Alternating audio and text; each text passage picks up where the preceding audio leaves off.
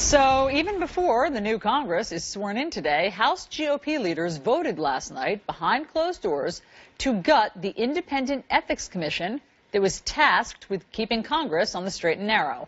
What will Democrats do now? Let's bring in Democratic Congressman Dan Kildee from Michigan. Good morning, Congressman. Good morning. Thanks for having me on. Why do you think Republicans voted last night to get rid of the Office of Ethics, the Congressional Office of Ethics? Well, it's beyond my comprehension, and it is a question that they are going to have to answer.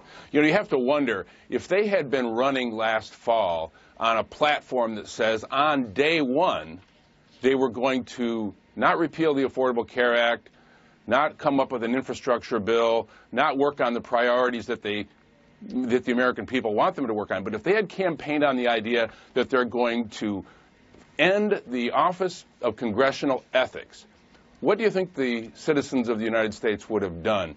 It was dishonest for them to do this in the middle of the night and to try to bring it up without any debate at all. And unfortunately, you know, it looks like this will probably pass. I think it's a terrible moment for Congress, and it's something that they should be ashamed of. You know, the nighttime, behind closed doors vote does give it an air of something secret, some sort of, I don't know. I mean, I'm struggling for the word because I don't want to cast aspersions. Maybe this was totally on the up and up.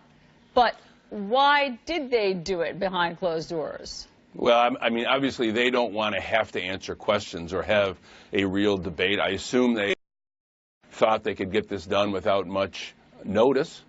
But it's just beyond me. I mean, do we really think that what Washington needs, what the Congress of the United States needs, is less ethics? Is that draining the swamp? I guess the question really we have to ask ourselves is, why is the environment in Washington now one that allows this sort of thing to take place? Have we seen the standards lowered this far that the Office of Congressional Ethics can be eliminated without a debate in a rules package? This is really incomprehensible. Congressman Bob Goodlatte is one of the people who spearheaded this effort, and it sounds like what he felt about the OCE was that it was overzealous, it sometimes engaged in overreaching, and it could have the potential to deny people their due process. Well, then if those are real problems, hold a hearing, come up with solutions, fix it.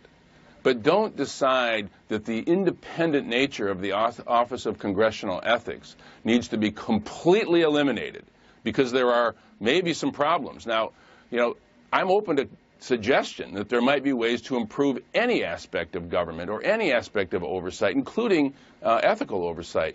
But to simply say that because there have been some problems, perhaps, we're going to eliminate the public's avenue to blow the whistle on misconduct by a member of Congress. It's just a bridge too far, and this is not a good start for the 115th Congress and for complete Republican control of government. If this is the way they intend to govern for the next couple of years, we better fasten our seatbelts. So what are Democrats going to do?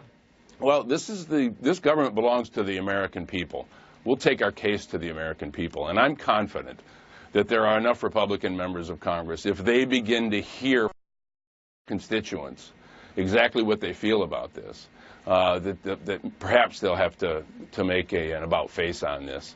It's just unbelievable to me that we're going to be sworn in at noon today, and one of the first things they're going to bring up is a rules package that eliminates the Office of Congressional Ethics. Well, I mean, beyond belief. Your timeline is very shortened and accelerated since you're going to vote on it today. I don't know that people are going to be able to contact their representatives and tell them that they don't want this to happen. So, well, they may vote on it today. We'll see. There may be some folks who are against that. But even if they do, this is not over. We're not going to just sort of say, oh, we lost this one. The American people are going to weigh in on this, and they may have to make a change.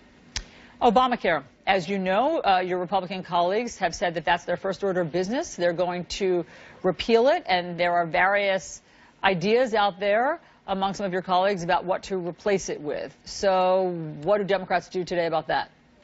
Well, obviously, what the Republicans are suggesting is to repeal the Affordable Care Act with no idea how to replace it. And it speaks to how difficult this is.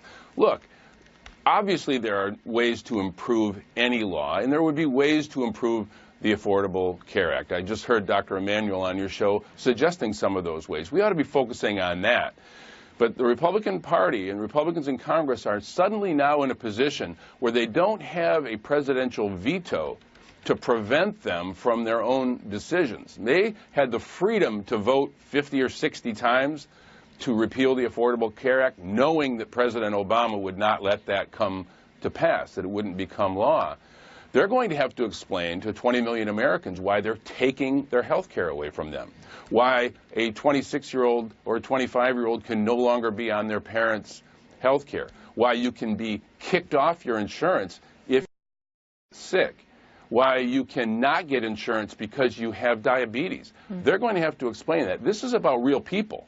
And this is not going to be some sort of esoteric political conversation. This is about the health and lives of Americans. If they don't understand that, and they take this repeal act without knowing how they're going to replace it, this is not just about politics or about the next election. This is about the health of American citizens. Yeah. It's hard to believe. Congressman Dan Kildee, thank you very much for being on New Day. We will be watching with great interest as this 115th Congress unfolds. Thank you. Thank you.